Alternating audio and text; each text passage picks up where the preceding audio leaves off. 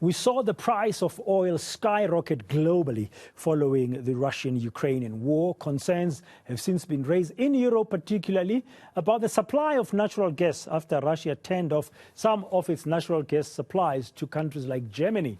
Over the last few months, President Vladimir Putin cut gas shipments to large parts of Europe, in turn sending prices through the roof. International relations expert Professor Thomashausen joining us now from Pretoria to discuss the implications and the global impact of this. Prof, good afternoon and thank you very much for your time. Welcome to Today on eNCA. I read an article at the weekend, one of the things I did, of The Independent in the UK, and the headline just caught my attention. I said, I think you're the best person to make us understand this.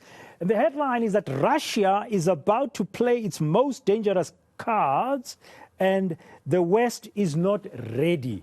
And this article goes on to talk about switching off gas supplies to the rest of Europe. And we know winter is not far away, and much of Europe depends on natural gas from Russia. Do you think Vladimir Putin could do such?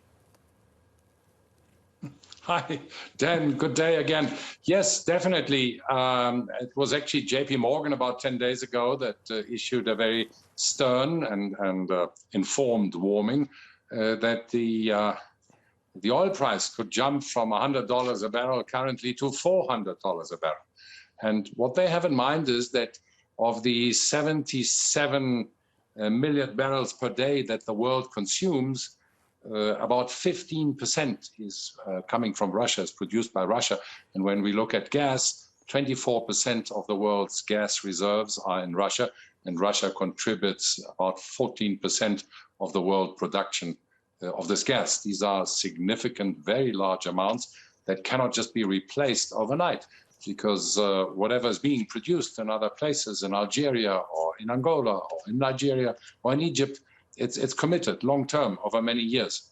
And to shift the entire supply chains at short notice is simply not possible. So yes, if Europe does not find a way to overcome this conflict, this total economic war on Russia, with a complete blockade of any Russian products, including gas and oil, then the European economies are facing probably the most severe threat and downturn since World War II. Now, let's just focus on the oil price very quickly. I mean, if, as you say, JP Morgan is warning that the price could jump to, the price of crude oil could jump to $400 a barrel. I mean, we live in a world that is largely still heavily dependent or reliant on oil, like here in our country. I mean, this will shock the world's economy if that price jump happened. Well, I'm the one who, in a way, blew the whistle in March, in the first week of March, by saying that our petrol price at the pump could jump to 40 Rand. At the time, quite a few people thought I was crazy and alarmist, but we're now nearly at 30 Rand, and that's only because the government is effectively subsidizing it by having cut the levies. So if the crude oil price increases another 4 times from now, we would be looking at a petrol price at our pumps of around 100 Rand a litre. And our economy, our people wouldn't be able to take it. We would see massive shortages in supplies. Prof, Russia is a member of what is known as OPEC Plus. I mean, can OPEC do anything about this? Can they reach an agreement? Because that scenario would be disastrous for the world. A total disaster, yes. And the greatest tragedy is that the developing and the poorer nations are paying the price for a very stubborn standoff between America and its proxy, Ukraine, and Russia. We should look at what the BRICS countries are doing. India, China, and Brazil are already importing crude oil and refined products from Russia directly at very great discounts.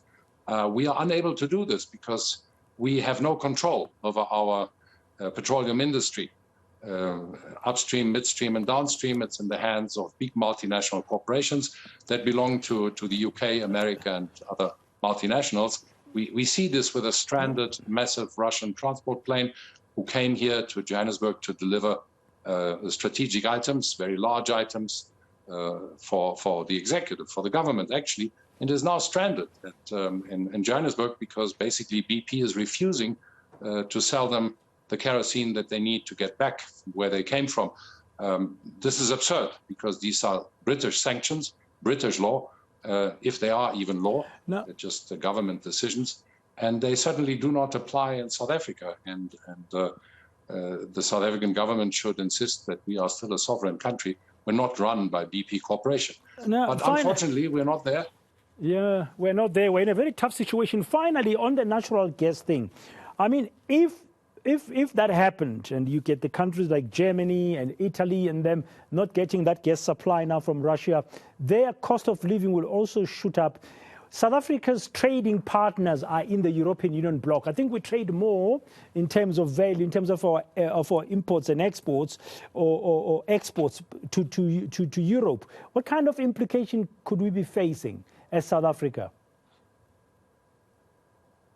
I think very severe. We will see economic problems that we haven't seen yet, because in the midst of our energy crisis, we also Eskom depends to a very large degree on diesel. We are producing electricity with diesel turbines.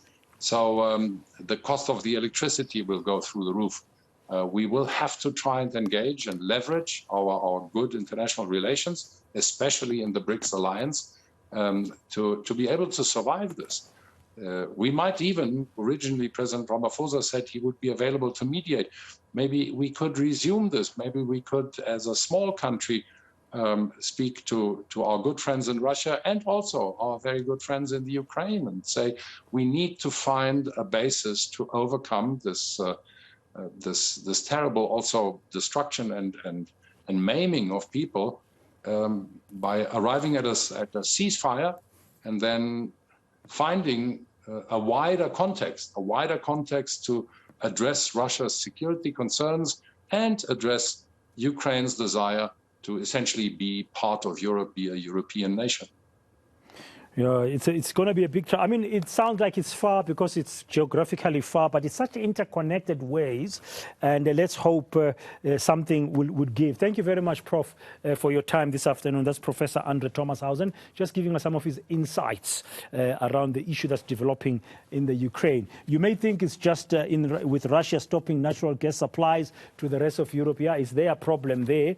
But we trade quite a bit as South Africa with the EU, and we rely on imports of crude oil and diesel and all those sorts of fuels, fossil fuels that we use. The longer that war goes, and if it escalates and there's no solution, we are going to be in the economic dwang that we can't even imagine right now.